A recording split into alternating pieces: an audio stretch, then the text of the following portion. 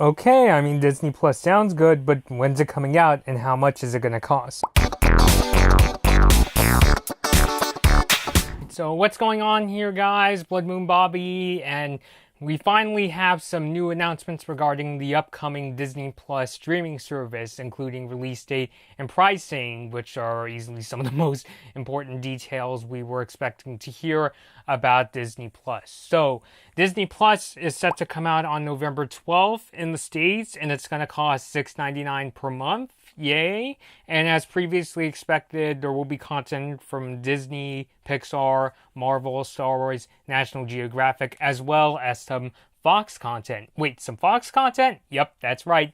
And we'll get into that as we go along in this video. Now, I'm not going to name every single movie and show that's coming to Disney Plus. If you want to see the full list, I'll have a link to Disney's press release down below in the description. But some of the ones that stuck out to me that are coming out include the upcoming The Mandalorian, which is the Star Wars live-action TV series. We can also expect High School Musical, the series. Yay.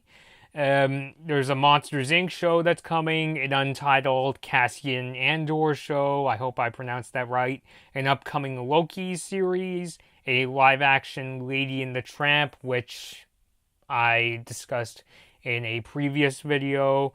There's also going to be an upcoming Phineas and Ferb movie, as well as all 30 seasons of The Simpsons, which, I'm one of those people that thinks The Simpsons has gone downhill, especially in the last 10 years, but it's definitely really cool that they have that vast amount of content that's coming to Disney Plus. And speaking of The Simpsons and Fox content, Disney said in their press release that Fox's more family-friendly movies and shows will be coming to the Disney Plus service. They specifically pointed out The Sound of Music, The Princess Bride, which is a movie that I know my sister's been begging me to see, as well as Malcolm in the Middle. Wouldn't it be funny, though, if they actually put Anastasia on the Disney Plus service at some point? I mean, I really enjoyed Anastasia. I think it's a really great, really dramatic Don Bluth film, but I'm just saying, does this mean now that Disney has much of Fox's assets that she's technically a Disney princess? If cosplayer Rebecca Gibson sees this video, maybe she could explain. But anyway... So Disney says in the first year we can expect more than 25 original series on the service, as well as 10 original films, documentaries, and specials. And in total, there should be more than 7,500 TV episodes, as well as 500 films, including those from 2019 and beyond. And Disney CEO Bob Iger said previously that Disney Plus will house the entire Disney motion picture library shortly after launch. And I think it's definitely, and I really hope they do. And if you look at the sort of brief walkthroughs of the Disney Plus user interface, you can see they got a whole load of Disney movies there. Like, you could see that they have Honey, I Shrunk the Kids, Tron, Snow White and the Seven Dwarfs. It sounds like they're going to have they have pretty much the entire Disney motion picture library. And I said before that in itself, I think, would sell Disney Plus with that vast amount of content. I even saw they had Star Wars A New Hope in those UI demonstrations. So I'm thinking, does that mean that we're going to get to see the original Star Wars trilogy on Disney Plus? I hope so.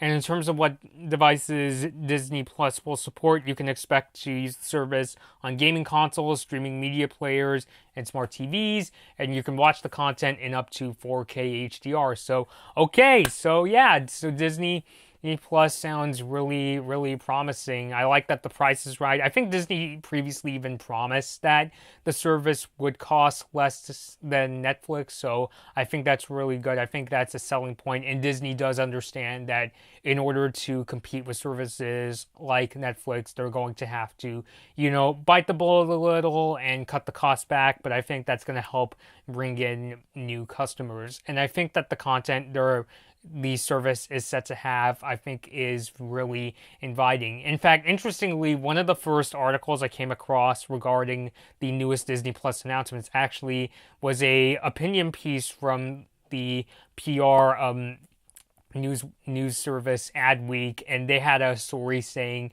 Disney Plus's announcement trounced Apple TV Plus's, basically. And I pretty much agree with everything that was written in that article, because I said in my Apple TV Plus video that even though it's cool that they got all these stars on stage, I don't really think that the content was really inviting enough. Like, I felt that Apple TV Plus is going to rely too much on its original content, when what Apple should have done is, especially since they have all those relations with the major Hollywood studios, they should have offered both original content as well as the ability to stream some of the movies and TV shows you can already watch on iTunes. So I like that Disney Plus is going to have both its own content as well as the ability to watch many of the Disney movies, as well as some of Fox's family-friendly content. So I think that's definitely really cool. What's notably missing, and I've especially noticed the cartoon community has been, complaining about this, and I really hope that Disney adds this to their service down the line, is they didn't say much about Disney Channel and Disney XD. Now, yes, they did promise they're coming out with a Phineas and Ferb movie as well as this High School Musical series, but it definitely would be really nice if they could add their Disney Channel and Disney Plus shows, because as those two networks offer some really, really great shows. From my perspective, especially on the animation side, I enjoy watching shows like Gravity Falls, Wander Over Yonder, and of course Star versus the Forces of Evil. And Disney, I get so many people on my Twitter asking me, where's a link to watch the latest Star vs. the Forces of Evil episodes? Do you have a link to them? Do you have the link? If you want to stop people from, going to links and watching them on like YouTube or some sketchy website for free, I really think you've got to add these shows to the Disney Plus service. I mean, I know some people are going to be like, I don't want to pay for a streaming service, but I would imagine, and myself included, we would, because, hey, it's a service that costs $6.99. It already has much of Disney's content as well as from the properties they already own. So it's like a win-win. I'm getting to watch all the Disney movies, the MCU movies, Lucasfilm's content, and I can even watch the Disney Channel, Disney XD shows. So I really, really, really hope down the line that they consider adding Disney Channel and Disney XD and not just treat those two channels like an afterthought, basically the way that Disney has always treated them. No offense.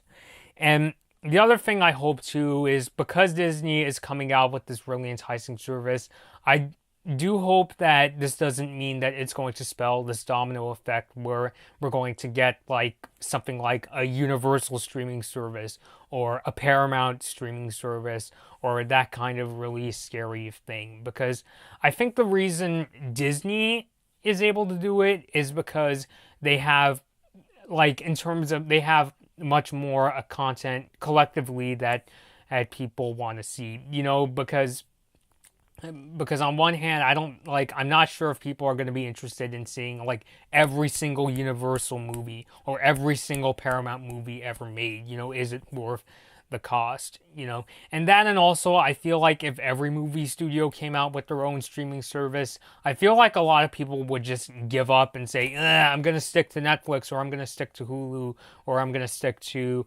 Amazon Prime Video. Because going back to the Adweek story that I brought up, they even mentioned that most people are only going to subscribe to 2 or maybe 3 services, and mainly because of the price. So I kind of feel the average person may, depending on what shows and movies interest them, they may just pick, for instance, Netflix and Disney Plus, or they might pick Hulu and Disney Plus, or they might pick Amazon Prime plus Disney Plus. You know what I'm saying? They're probably only going to pick 2, maybe 3 if they really, really like the content on another service. But I really just hope that the other movie studios, they're not going to look at this and think, oh my God, Disney is coming out with this really enticing service. I think it's going to be successful. We have to try it ourselves.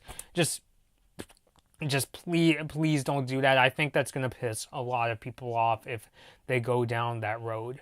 But I definitely think, all in all, Disney, I mean, obviously, we have to try out the service, so it's not something I can recommend just yet. But in terms of all these newer streaming services that are coming out, I would say that Disney definitely has the most enticing option. As long as it remains like this, where Disney is one of the few movie studios that does this. And I'm not saying I want Disney to hold a monopoly or anything. Some people may argue they already do. But I just hope they do this thing where the other movie studios are fine with sticking with Netflix or Hulu or Amazon Prime Video for now, and then people could get Disney Plus to get access to the Disney movies. Because if all the movie studios launch their own streaming services, then it's just gonna go batshit crazy, and people are gonna be like, "Look, I'm not gonna subscribe to all these services." So I think as of right now, Disney Plus is definitely in a really good spot. It sounds really promising. I can't wait to try it out. Hopefully Disney will allow people to do free trials to, get their feet wet and to see what content they can expect from the service. But as of right now, I would say it definitely sounds really enticing, and I can't wait to try it. So, all right, guys, please let me know your thoughts about Disney Plus. I know a lot of you guys out there have some pretty vocal opinions about Disney launching their own streaming service. So please let me know your thoughts down below. Until next time, this has been Blood Moon Bobby, and thank you guys for watching. Hey guys, I hope you enjoyed this Blood Moon Bobby video. Like and share the video if you enjoyed it, and feel free to leave a comment. Subscribe to my channel, and ring the bell to get notified when I release my latest videos. Follow me at Blood Moon Bobby on your favorite social media platforms to take part in polls, see my tech tips, and to hear about my video plans. Thanks for watching.